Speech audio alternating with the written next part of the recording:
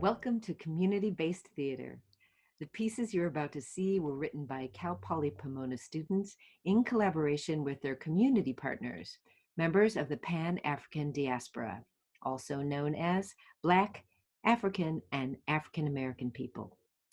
The pieces seek to accurately represent the truths, perspectives, and experiences that were shared by these lovely individuals from the community. They are presented by the students and often with community partners who inspired and contributed to them. Please enjoy Shades of Beauty, Strength, Magic, and Joy.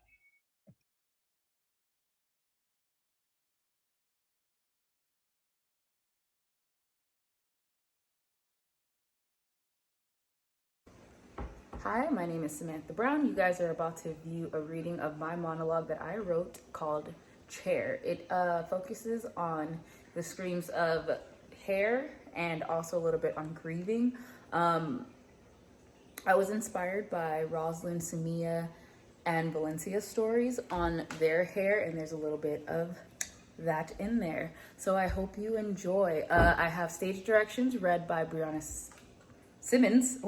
Breanna Simmons. And then I have Roslynn reading my monologue. Hope you enjoy. Thank you. This is Hair by Samantha Brown. The characters are Dominique, affectionately known as Damo, is a young professional in her mid-20s who recently lost her grandmother, Granny. It has been a few months since she visited her grandmother's house to collect things. This is her first time back.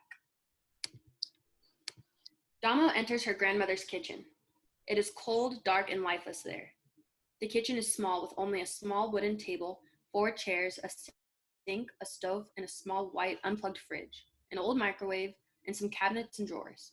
Damo walks straight to the table, sitting in the chairs furthest away from the audience.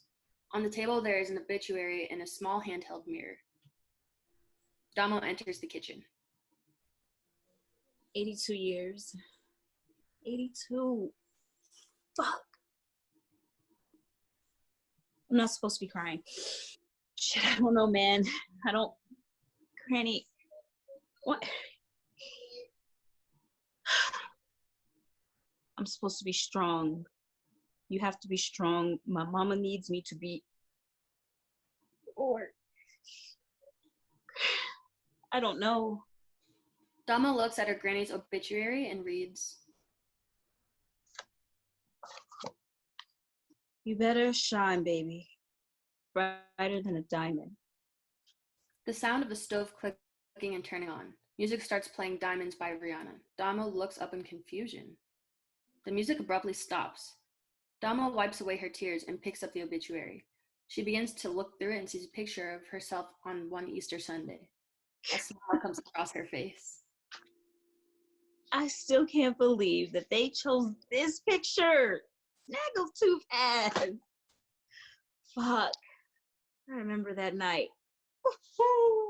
Granny hated me. I remember having to have my hair done. Oh my God, my hair. I have really thick hair, and I remember my granny would put a hot comb on the eye, and then, so a hot comb, if you don't know what it is literally a metal comb that is warmed up and used to straighten hair.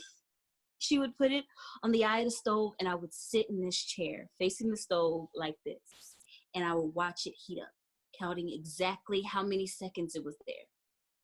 5 Mississippis, 6 Mississippis, 7 Mississippis. And my granny would section and part my hair, and then she would put grease in it, and then she would walk to the stove. She would get the hot comb. I never for 1 second took my eye off that damn comb. That was until she walked behind me. If I turned around, she would have popped me. She takes the hot comb and she goes through my hair like this. And it's like, okay, so there's a sizzling sound, right? And if it even touches your scalp, you are burned. Man, me and Jesus used to have some problems. Like, it was either once a week for school or sometimes twice a week if there was an event. I remember my grandma would have seizures, and I had the biggest fear because she tried to keep it on the DL, but she ain't hiding that from nobody. My mama, she once told me when she had an episode when she was in the middle of doing her hair, and I never forgot. So needless to say, I always was petrified in the middle of her straightening, like in the middle of her straightening, like I would have she would have a seizure or something. I have terrors running through me. Like I see a hot comb, like I guess I get like anxiety. So I have like trauma. I have trauma with the hot comb. Damo puts down the obituary, picks up a small handheld mirror next, looks at her hairs. Music fades back in. First section of choreography starts. Music stops. Damo is still looking at the mirror as she sees a hair out of place. These damn baby hairs, they just don't lay. Shit. Still looking at the mirror, she tries to lay her baby hairs back down. She then pulls her hair up into a high pony or bun, exposing her undercut. She inspects her undercut. Sheesh. It's time for a cut, man. Oh, I will never forget the Sunday when my mama brought me over here after I cut my braid. Shit. If I thought my mama would beat my ass, whoo, Jesus Christ. Sis, let me tell you, for an old lady, my grandma did not play. She would beat the black out of me and my ancestors. I didn't care because I didn't care until she beat my ass, and then I cared. See, I was born bald, and I only had one patch of puff, and that was it. Let me tell y'all, for 3 years, I was bald. I had no hair, and then all of a sudden, it grew. My mama was so upset. It grew so fast. I looked like a chia pet. So, of course, something had to be done. Since I was 3, I had to sit in this damn chair. But I was done with this damn chair and that hot comb. Done. After that beating, I hated my mama and my granny. It's my fucking hair. I just didn't understand why I had to have it. Oh, they just kept saying, you need to look presentable. Be a presentable young lady. Well, fuck that. My brothers ain't never had to sit in this chair every fucking Sunday. The way I saw it, they had no hair, so they didn't have to sit in the chair. Well, I figured it was simple. To fix my problem, chop, chop. Damo laughs uncontrollably. Eventually, her laugh turns into tears. Damo pulls down the mirror. Music fades back in. Second section of choreo starts. Choreo moves Damo to the front of the table. She ends up sitting on top of the table. Music fades back out. Needless to say, when it comes to this, I don't have much say, even as a grown-ass woman. I remember the first time I visited in my natural hair.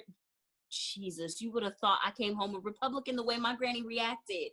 Man, this shit was funny. It took months of convincing her, but even then, she had to be warmed up to the idea of natural hair. Like, when she saw my hair thriving, of course. Seeing is believing with that woman. And despite her age, she was easier to convince than my own mother, man. It took almost a year for her to accept it, but that was neither here nor there. But telling her I wanted to cut it all off and start over, however. But yet again, she accepted it. She accepted me. Yo, my granny was the fucking one. She had my back. She was the one who had my back the entire time. And when I wanted to tell my mama I wanted to chop it all off, I remember she told me while sitting in this very chair, baby, you are a diamond. You shine, you sparkle, you glow. You can't let nobody tell you how to shine. Funny. This is coming from the same woman who beat my ass for cutting off my braid. Obviously, my mama wasn't having it at first. And that was until her friends started chopping off their hair. Really, sis? Really?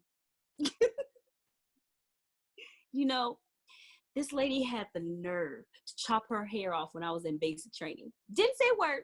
I just show up one Christmas and she was like, I see why. Really, sis? I was livid. My granny must have seen it because my eye, she must have seen it because she, in my eyes, she just swooped on in. Man, Dama looks around the kitchen. She takes a slow lap around the table. Music fades back in. As Dama makes her way to the front of the table, she begins finale choreography. Music fades back out.